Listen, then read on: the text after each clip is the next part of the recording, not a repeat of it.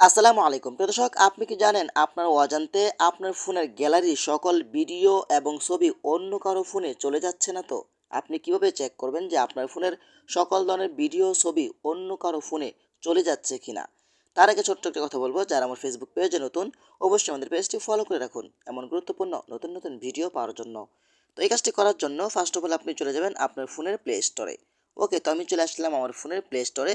এই অ্যাপসটা কিন্তু সবার ফোনে থাকবে, আপনারা যাদের ফোনে নাই আপনি এটা ডাউনলোড করে নেবেন। তো ডাউনলোড করার পরে কিন্তু এখান থেকে আপনারা ওপেন করবেন। ওপেন করার পরে কিন্তু আপনারা ওপরে একটি আইকন দেখতে পাবেন, এখানে আপনি ক্লিক করে দিবেন। এইখানে ক্লিক করে দেওয়ার পরে কিন্তু আপনারা একটু নিচে আসবেন। নিচে আসার পরে কিন্তু এখান থেকে আপনারা ফটো সেটিংসে ক্লিক করবেন।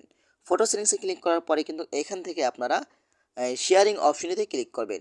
শেয়ারিং অপশনটিতে ক্লিক করার পরে কিন্তু এখান থেকে আপনারা পার্টনার শেয়ারিং নামে একটি অপশন রয়েছে, এখানে আপনি ক্লিক করবেন। তো এখানে আসার পরেই যদি আপনি দেখতে পান এখানে জিমেল রয়েছে, তাহলে আপনি বুঝবেন যে আপনার ফোনের সকল ধরনের ভিডিও অন্য ফোনে চলে যাচ্ছে, এই জিমেলে চলে যাচ্ছে। আপনার ফোনে ছবি উঠাচ্ছেন, এই জিমেলে চলে যাচ্ছে। আপনার ফোনে ভিডিও করছেন, সেটা এই জিমেলে চলে যাচ্ছে। ঠিক আছে, তো আপনি এটা রিমুভ করবেন কিভাবে? এটা রিমুভ করার জন্য একটু নিচে আসবেন। আসার পরে কিন্তু এখানে পেয়ে যাবেন রিমুভ পার্টনার।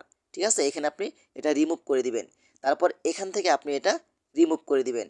এটা রিমুভ করে দিলে কিন্তু এখন থেকে আপনি ছবি ভিডিও উঠাবেন, তার ফোনে চলে যাবে না।